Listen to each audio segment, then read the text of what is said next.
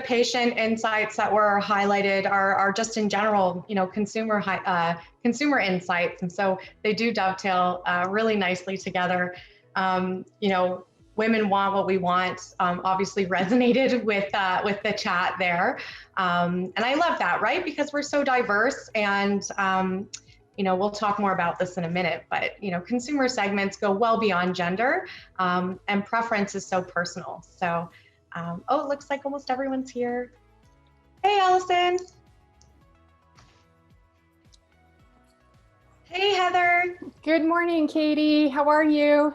I'm so nice to see you. It's so nice to see you too. I hope my lighting is okay in here. I'm on the West Coast, so the sun is still coming up, and it's coming right through the window. So me Russell's too. Also on the West Coast. Thank you for joining us for breakfast. Yes, it's how about very it? Early. I hope I'll be articulate, everyone. Forgive me, I'm in California. I'm in South Lake Tahoe, so. Hello. Yes, I love your purple hat. Oh, couldn't do hair this early in the morning. I love it. I love it. Okay, great. Is everyone here? I think we have everyone here. I see Christine, Katie, of course, Alison, and Naveen. So I guess we will go ahead and get started here. First of all, what a fantastic group, and I'm just so impressed by the attendee list. So many people tuning in for this amazing conference, and I'm happy to be a part of this conference yet again this year. I was a speaker last year, and now I'm a moderator. So this is my first time moderating a conference, but I've got some great information and questions for you ladies. I think first, to just kick off, I would like to just kind of talk about the format here and how this will be structured. So we'll have mostly a roundtable. I will give a little bit of an overview and then address a question to each of you to answer. And I, of course, have your notes that you had provided. So I think, first of all, I would just like to introduce myself. I did get a nice introduction from the fellow prior. So I am the Director of Operations at CFN Media, and we are a leading creative agency and media network dedicated to global cannabinoid and psychedelic industries. We serve our clients by hyper-targeting our marketing and really from an investor relations perspective. So private companies, public companies in Canada and the US. So some of these topics, of course, have been very near and dear to our hearts in terms of compliant marketing. So in Canada, obviously, for our American friends, and then also I imagine we have some attendees from all over the world. But just to kind of give a little bit of color to that, in Canada, the Cannabis Act and regulations from Health Canada is a very detailed document and some very extensive, in-depth rules and regulations. And so this is where I see, as marketers, it's very important, that our clients understand that we are able to help them navigate these types of issues. And nobody really wants to dive into all the legal jargon. So it's up to us to kind of help shape and shift the direction of marketing campaigns. So with that being said, I would just love for everyone to introduce themselves. Naveen, would you like to introduce yourself and give us a little color on your role? Sure, I'll start. So I'm Naveen. Thank you for having me, guys. It's really nice to be here with all of you guys. I have background LP side. I worked at a Canadian LP called CanTrust. I'm sure a lot of you guys have heard the name before. And then agency side, where I worked on both US and Canadian brands, and currently just doing PR and digital media in the cannabis space. Wonderful. Thank you, Naveen. Alison, would you like to introduce yourself? Sure. Hi, everybody. I'm Alison, and I joined this industry in 2013. So it's been a long journey. So I laugh when you talk about the regulation. Some highlights of my career are I've worked in the US and California, where I am right now. I founded a company called 48 North, and we just launched a new company with Amy Weinstein called Other People's Pot, which is a boutique sales agency. Fantastic.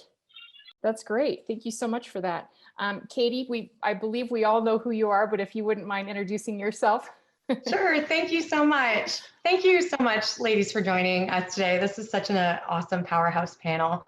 I'm Katie Pringle. I'm the co-founder of Marigold, Candora, and WWC, where, we've been in this space since 2016, so about half the time of Alison, not quite. And man, what a ride.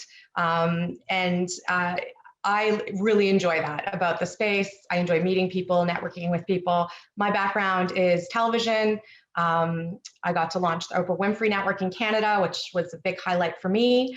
And I've always been focused on marketing to women. So it's only natural for me to be very interested in this women's space, along with empowering women and building profile for everyone. Just understanding women as consumers, I think, is so key. And the last panel touched a lot on our buying power across the board. So that's what really, those are the nuggets that I'm really interested in, and I can't wait to hear from everyone today. Wonderful. Thank you, Katie. And last, but of course not least, Christine. Hey everyone, excited to be here. I wish I had a wicked hat like Alison. It'd be so much cooler right now. So I'm Christine Smith, and I'm with Spirit Leaf as the National Manager of Marketing and Strategy. And for anyone that doesn't know about Spirit Leaf, we are Canada's largest retailer. We are a franchise and corporately owned stores. We have 92 this weekend. Open in 5 provinces, soon to be 6 provinces. And we have a really great network, and we really believe in people, and specifically with women as well. Half of our executive team are females. We also have an amazing Canadian icon, Manjeet Minhas, on our executive board. So we have the female focus. So we're excited to be here today. Fantastic. Thank you, Christine. Wonderful. Thanks, ladies. And also, by the way, Katie, thank you so much for having me as moderator today. So the first question here, the cannabis and psychedelics industries face significant regulation and challenges, as we know. How have you navigated these barriers and restrictions? So Naveen, I'm going to ask you this first question here. Would you mind giving an overview of some of the common restrictions on a federal, provincial, and municipal level, and what marketers need to keep in mind on a high level? Yeah, for sure. I think you said this, and I think everybody can agree. It's very challenging to be able to market products in this industry specifically. I'm not too familiar with psychedelics, but I can speak to cannabis. I've seen teams from agency side and LP side just go nuts trying to get these products in stores. And, it's unfortunate because it seems like their hands are really tied in a lot of ways, that they want to be creative and they want to put out products and tell their story. But I think it's really important to have a very strong brand story and a narrative to tell, and be able to push that content out from a creative and educational standpoint. Some brands do it really well. I think having the barriers around social media and not being able to use influencers and not being able to put price points the way you would market other products, it makes it extremely challenging. But some brands have done really well. Like shout out to San Rafael. Like, they did an amazing 420 campaign, and they're just amazing on social, just growing and keeping everything engaging. And then also Trek brands, like I think having an important story to go along, like Trek brands does really good at taking their CSR initiatives and 10% for good and kind of marketing that way, and just sticking to who you are, the demographic that you're trying to target, and then really making your content appeal to that demographic and using any type of channel that you can have access to. And it's unfortunate that Facebook and Instagram doesn't really allow for paid amplification, but there's other channels, Snapchat, Twitter, Reddit has a really good cannabis community out there, and you can't use influencers, but there's other ways you can go about to market it. So I think it's really important to familiarize yourself with the regulations, and then be able to be really creative and get into the nitty-gritty and just try to target in any way possible. That's great. And so I'm assuming, Naveen, for your clients, you help them navigate the rules and regulations, and you present those solutions to them. Yeah, for sure. And it's really different from an agency standpoint. And I think a lot of you guys that have worked with agencies can understand that sometimes agencies are really good at what they do, but they don't understand the cannabis space. So they'll come to you with all these great ideas, but they all have influencers in them. And, and it would be lovely to use those. And I am really hopeful that the regulations will loosen up over time, as long as we keep having these conversations and advocating for them. But it's unfortunate that you know, alcohol can be marketed in so many different ways. And there's really, like, other than the 19 plus age of consumption, there really isn't too much. But for cannabis, there's just so many loopholes to jump through. But I think, honestly, if you're passionate about the product, you figure it out. There's so many brands that are doing such a good job. So it's definitely. Absolutely. Yep. Getting creative. And that's what we do, right? So, okay, great. Over to you, Alison. Can you discuss partnerships, education, and some alternative ways to market cannabis and psychedelics, if that is in your wheelhouse, products without these restrictions, and how else can companies overcome them? Well, psychedelics is in my personal wheelhouse, just not my professional wheelhouse. So super excited about that emerging. Yeah, I mean, I think one of the things that having been at this for so many years and dealing with Health Canada and then the provincial regulators as well, and seeing all the changes, is I encourage everybody to remember that a lot of these regulations are self-defined by the LP or the brand, right? So if we look at the operational side, which is not what we're speaking to, but it's an easier example where, for example, you know, let's say Health Canada says you must dry in a GMP facility, right? But what is drying? You define that in your SOPs, right? So maybe drying exists, you know, somewhere else down that line for you. And I think the same, you have to look at marketing. We saw, you know, in the early days, I remember, I was just giving this example. I got 7 Acres box, and on the side, it had a whole paragraph on how it's grown in Kincardine. And I called John Fowler, who was running Supreme at that time, and said, how did you do this? How did you do this within the regs? And he said, I'm not going to tell you, but I'll point you to the right reg, and you interpret it how you want to interpret it. And again, I won't give away any secrets, but you really need to, like, read and think about what they're saying. What is outer packaging? What is inner packaging? And start to understand, you know, what all of those things are. So one of the things for 48 North was we were a public company, and you are allowed within the regs to market your business, right? And I believe that to be true of a private company.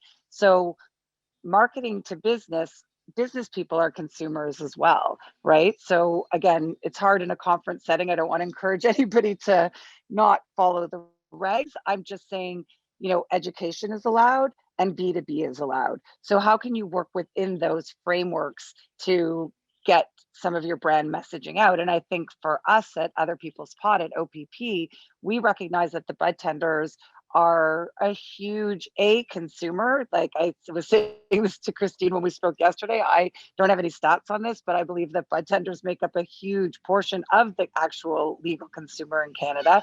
You are allowed as an LP to educate them. So that's huge. Being able to get creative, create excitement and buzz with them is just going to translate not only to their own consumption, but to the consumer. So for us, that focus is really key, and we believe to be well within the regulatory framework. Fantastic. Great points. There's not necessarily room for interpretation, but you can get creative within the confines of the law, right? You know, for us, but I think, sorry, I was going to say that there is actually, like, I think the point is there is room too within the regs, meaning it is for your interpretation, you know, whether you're doing something promotional or educational. And as long as you understand and have justifications for that, then, you know, those are conversations that you can have with the regulators. That's the number one message I want to get across is don't be scared of the regulators. They're, you know, here to help in many ways too. And you can have these conversations with them. Fantastic. That's very insightful. And I know from a publicly traded company, you know, you have a lot on the line. We're also publicly traded. So the rules, you know, there are other rules that apply as well. So fantastic. Thank you for that input. That's very insightful. Over to you, Katie. Could you discuss how event marketing and eventually in-person conferences can help overcome some of these hurdles by bringing things offline? And what are the pros and cons? For sure. So to begin with, events, like Alison mentioned, in a B2B context, there's a lot of opportunity around that. And I'll also speak to another note Alison said around engaging the industry. You know, bud tenders hold so much power. The power of their suggestion is everything right now with consumers. And, you know, being able to engage all of your different audiences through these age-gated 19+ events provide a lot of opportunity to drive that connection, tell your brand story, and build kind of authentic, memorable moments that hopefully these people take forward.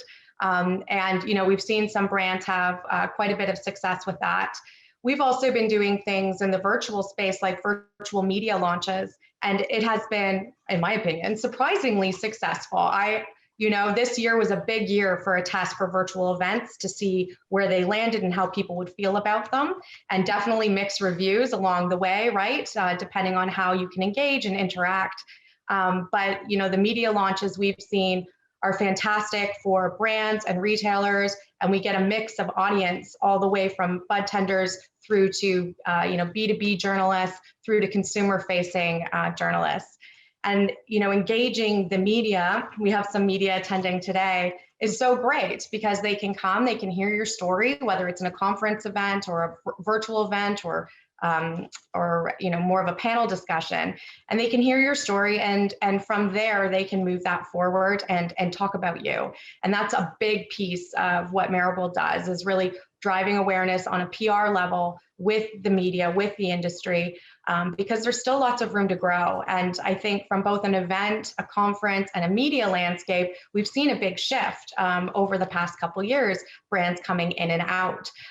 So, keeping on top of that and leveraging the opportunity to network is so important in our industry. It's so fast moving and collaborative, and we see people move around a lot too. So this is one way to do it. I do miss in-person events. They're my favorite.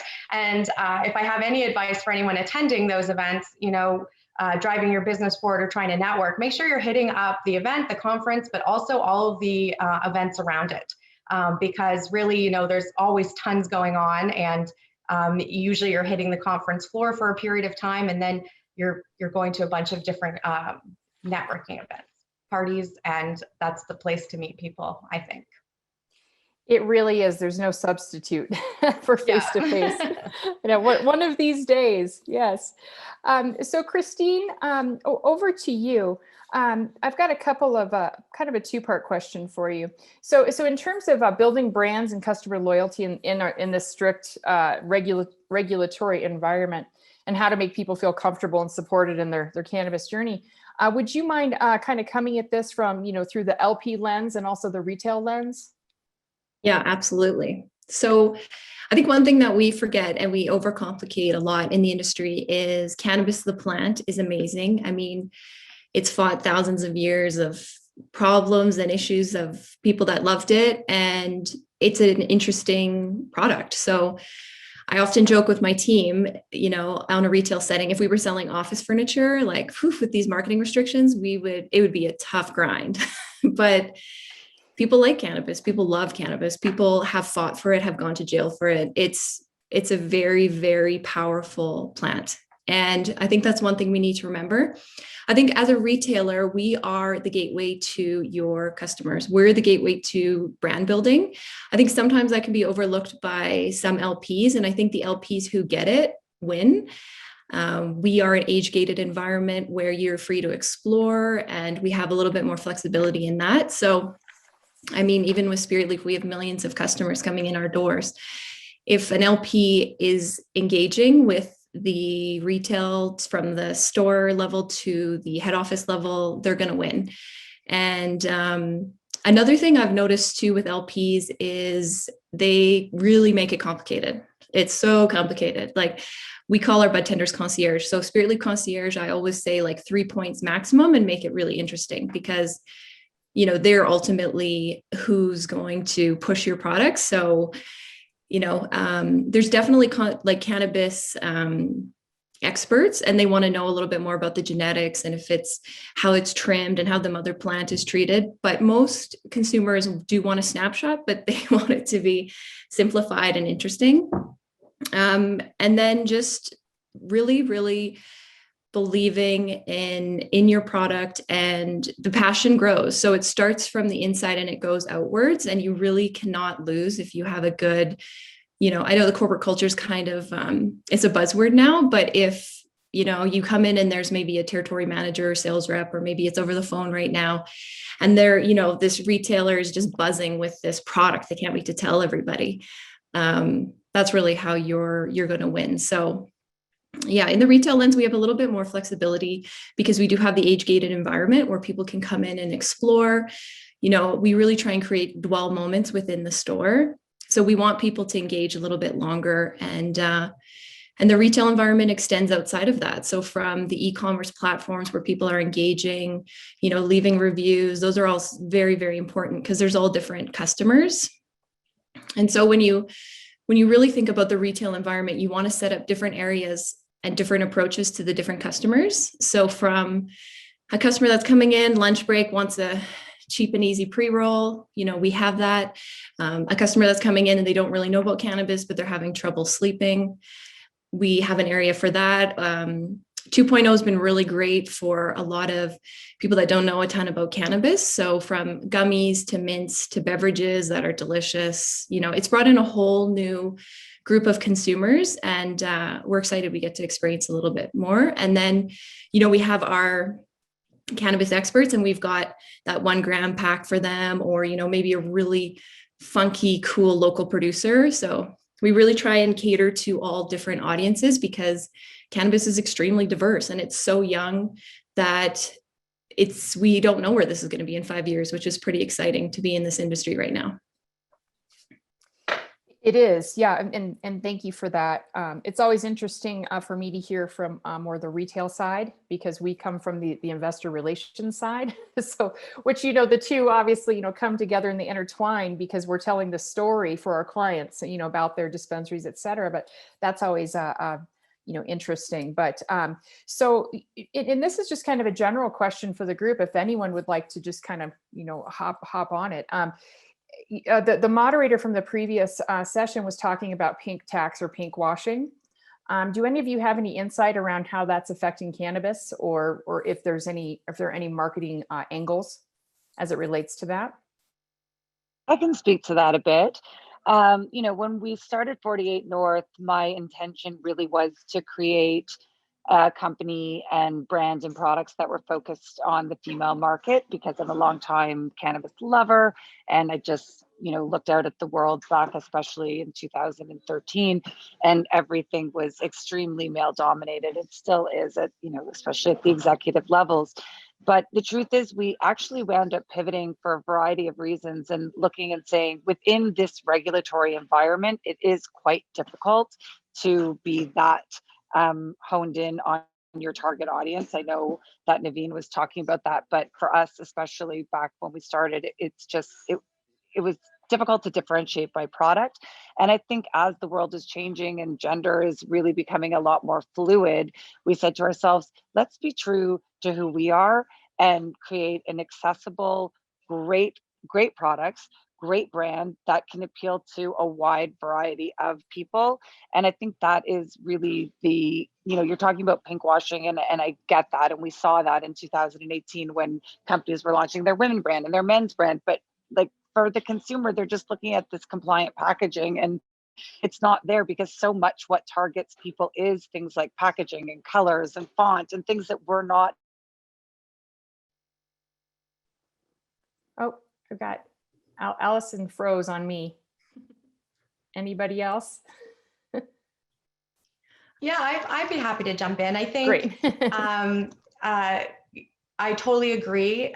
This goes well beyond gender, how you build a brand and who you target and what you're well beyond, like psychographics mean so much more at the end of the day than, you know, just a male versus female sort of stamp. So I'd lead with that. But looking at the 2.0 products that are coming to market, and they're still slowly rolling out. Canada, that was a long haul for a lot of brands, and it still is.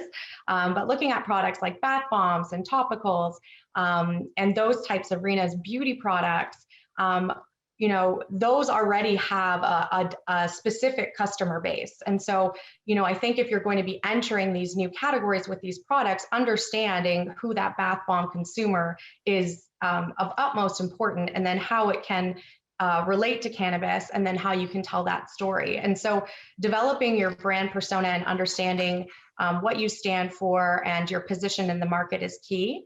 Also, as a cannabis brand, watching the data that's emerging, continuing to understand and to innovate and iterate your products is really important. And I think from a pink washing perspective, I think what's amazing is that some of the greatest brands that have been launched across Canada have female marketers on their team. It doesn't mean that their products are just all about women. They've created some solid brands where they've developed clear customer personas, understood that customer journey, like Christine was talking about. And all of those elements are so much more important. Is there still a place for a pink bong? Definitely. But that's not necessarily for even 50% of the population. So I think there's a lot of room in a lot of different areas. And one of the things actually they touched on in the patient insights was this self-stigma. This is something that, Ashley Brown brought up, who runs SheCan.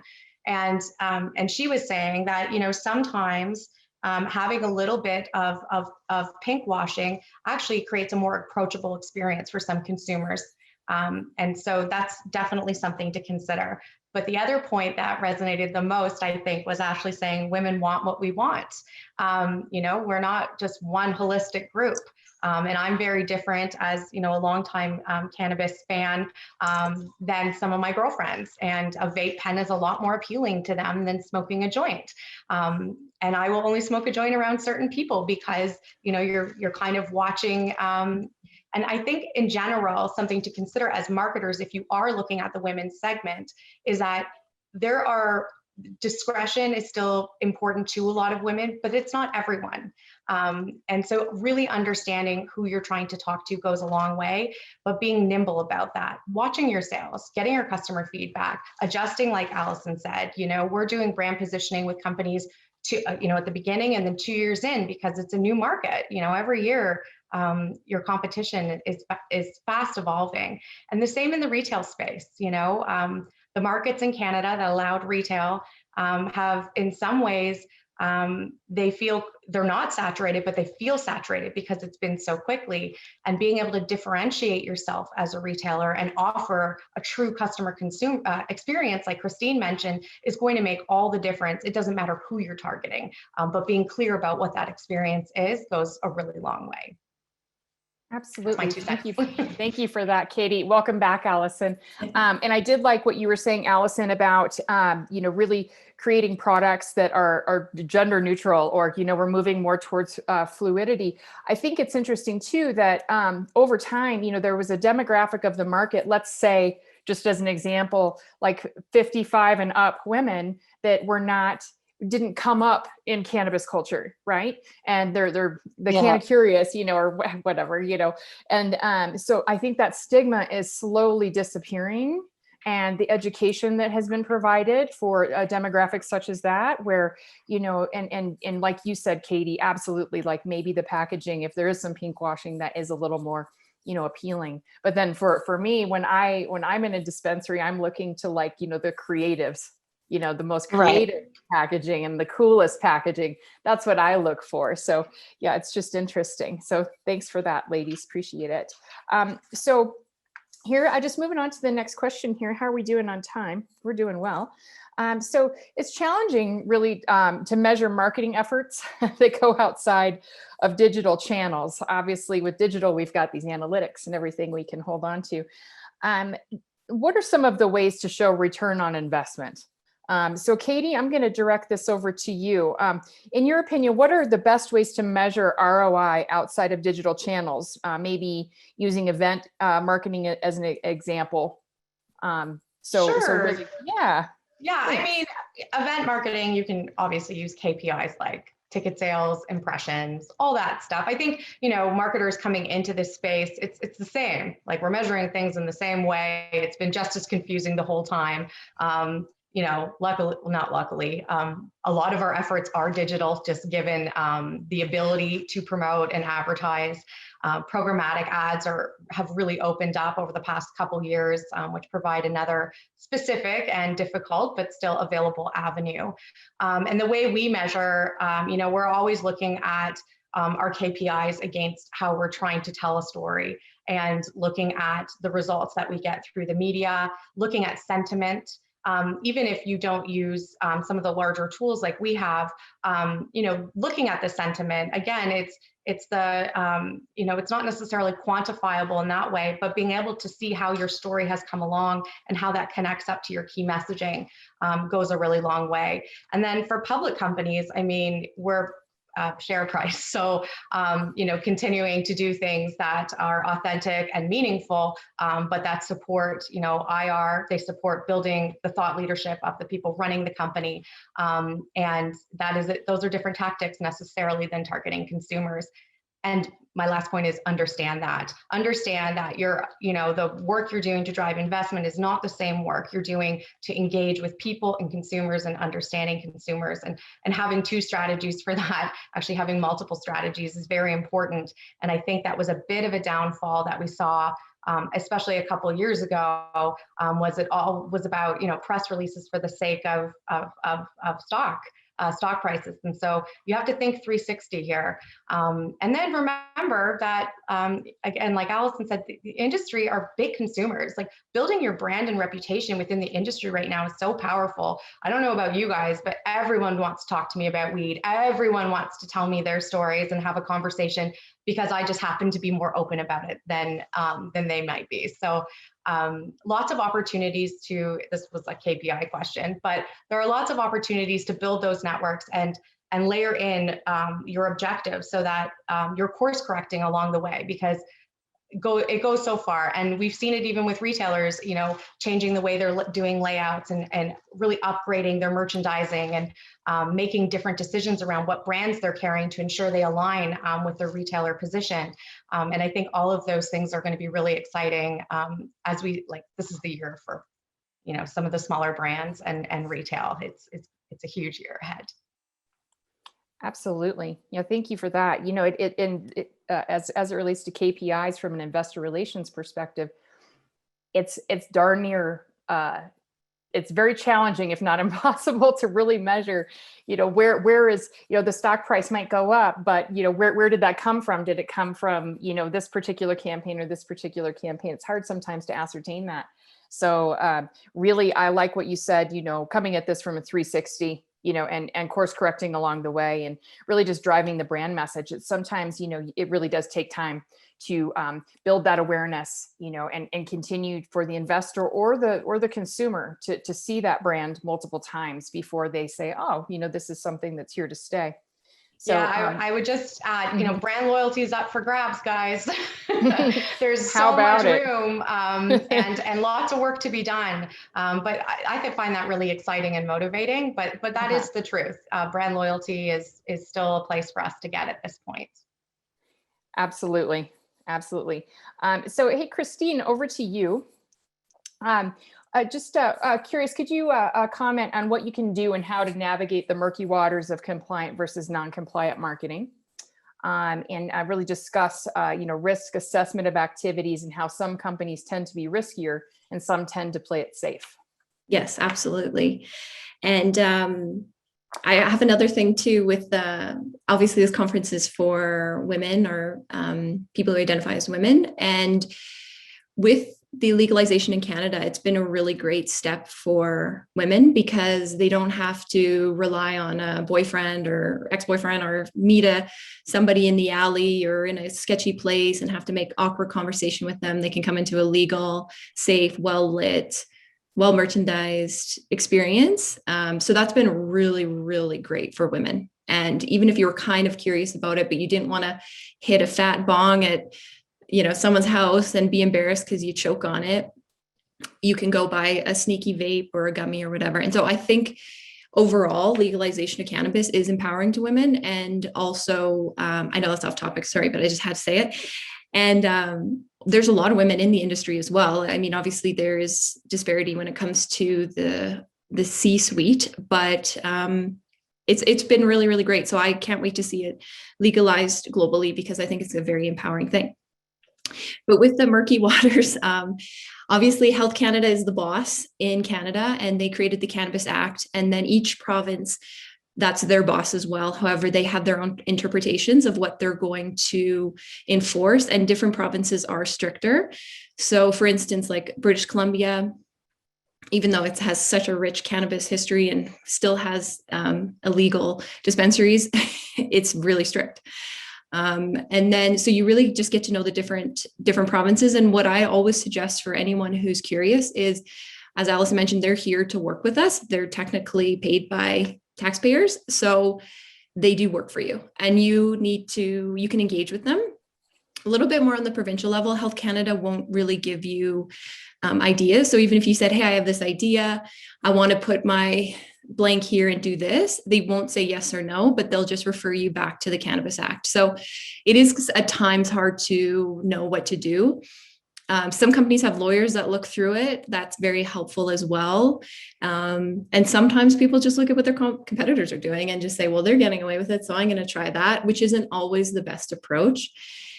And with that too, marketing's so busy now. So there's a million billboards everywhere. You go to look up a recipe, there's a million ads popping up. You're so annoyed by it at the end, you order Uber Eats.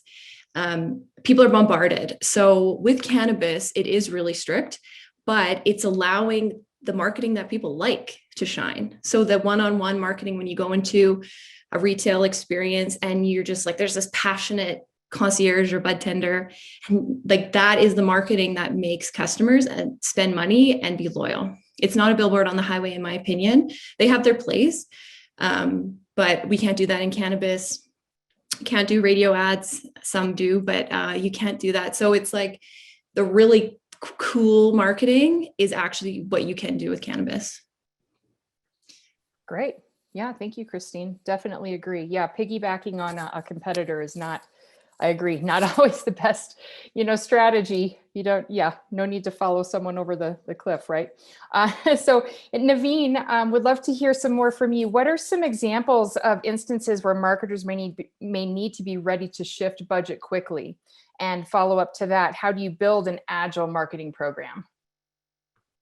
Yeah, I think it's really important to have a strategy laid out before you go into that. And whether you're working with an agency or have your in-house marketing division working for you, I think you need to be able to pivot. And I think we've seen with the pandemic, especially, like a lot of efforts towards events that work really well. I don't think they don't work well. I think they're really cool. I've met a lot of great people through cannabis networking events, but we're just in a bit of a different world right now. So I think, like Katie mentioned, like you really, really need to take advantage of the digital space. I think that's where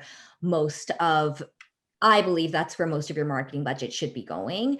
I also think it's really important I know we talked about demographics and not really aligning your brand to a certain demographic, but I think it's really important to actually market through trusted voices. And, there isn't a ton of 420 friendly advertisers out there, but it is growing and the space is definitely growing. And I think you need to, like 48 North, for example, or anybody that was more female focused, I think hearing about those products through a parenting site or somewhere where the voice is already trusted could be really important. And I think especially now, because we don't know what our new normal is going to look like yet, because we don't know what the stage of events are going to be like, I think it's really important to be able to make your plans scalable when it comes to budget. And I think budget is something that's going to really be different. It's not, for those of us who were in this industry prior to legalization, those $1 million spends that we had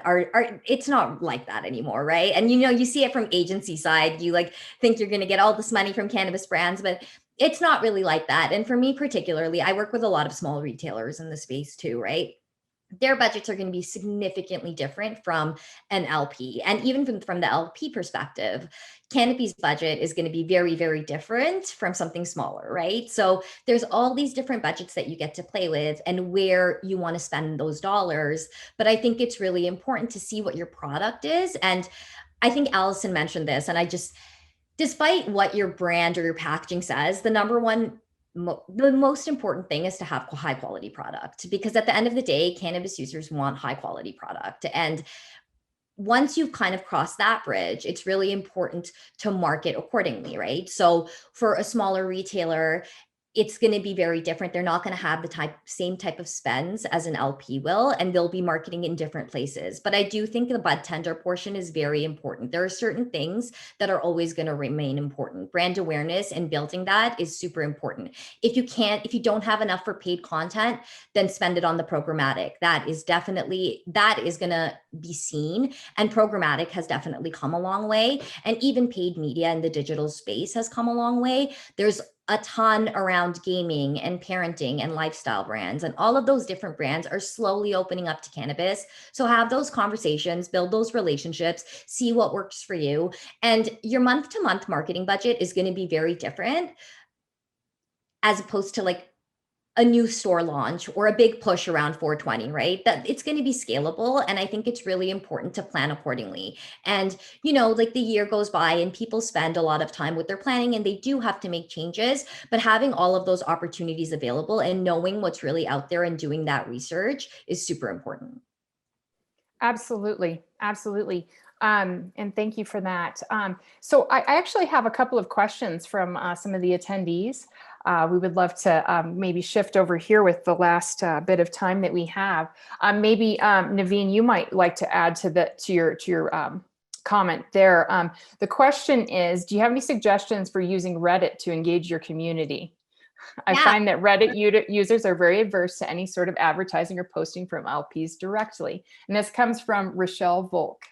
For sure. I love Reddit. And when I worked at CanTrust, I also did a lot of investor relations. So Reddit was actually the best place to be to find information first. Before the Globe and Mail or BNN or anybody else picked it up, Reddit users just know what's going on in the business. And whether it's things that you want them to know or they just figure it out, but it's kind of always there. And I noticed that the market also really heavily kind of works with Reddit. And I don't know if you guys have been following recently what's been happening in the market, but Reddit definitely plays a big place for publicly traded companies. So I think for brands especially, get in there, get your marketing team to start having a voice on Reddit, start speaking. And it's very, very user-friendly. Like I love how it works. And it's also, the community is huge. I don't want to generalize, but the cannabis community existed on Reddit way before it existed in other places and other traditional marketing forms. So I think reaching it, and also, you might reach one or two new consumers by advertising on a savvy mommy website, but through Reddit, you're going to get that longtime cannabis consumer. That's who you're going to be speaking to directly. That's who you're going to be having conversations with directly. So I think for LPs, Twitter is great, but I think in my personal beliefs, I think Reddit has that everyday cannabis consumer that's going to have the budgets, that's going to be spending it on cannabis. And that's where you need to have those open, honest, transparent conversations about new product launches or any initiatives or any campaign that the LP or the brand or the retailer is doing. And I think it's really important to open those doors. And sometimes people are just so disappointed that Facebook and Instagram aren't allowing for cannabis, but it's okay. We have other options. And hopefully that time it will change. Hopefully Facebook and Instagram will allow it. But for now, use what you have. And I think Reddit and honestly, Snapchat Canada allows you to do paid amplification and makes it very easy. And they use third-party data to target people who are over the age of consumption. And it's if you're gonna spend the money on a paid ad, you definitely want to amplify that. And Snapchat and Reddit are two very, very good platforms to be able to do that on. Great, thank you for that. It's interesting to hear your perspective on Reddit. For us, we're in the US and a lot of our clients are dual listed, meaning they're listed on the Canadian exchange as well as on OTC or OTCQB. So for us, we see that we get a lot of traction on Twitter because we're in the US. So for a Canadian client of ours that's dual listed, or if they're trying to drum up more US awareness, for us, we have the freedom to do that, which is great. And that's where we get a lot of our ad media buying power. We see a lot of results there. So interesting take on Reddit. Alison, do you have any commentary on Reddit? Is this something that 48 North utilizes? Yeah, well, no, I mean, at other people's spot, because we are a sales agency, we definitely use Reddit for our clients because, as I've said before, I believe that, in my opinion, most the marketing budget should go towards the bud tenders and the retailers. Like, it's just where I think, when you say what's the ROI and all these things, the truth is, sales. Everybody needs sales to stay in business, right? And I think that Reddit is a place that bud tenders and retailers go to figure out what to stock their store with, their inventory.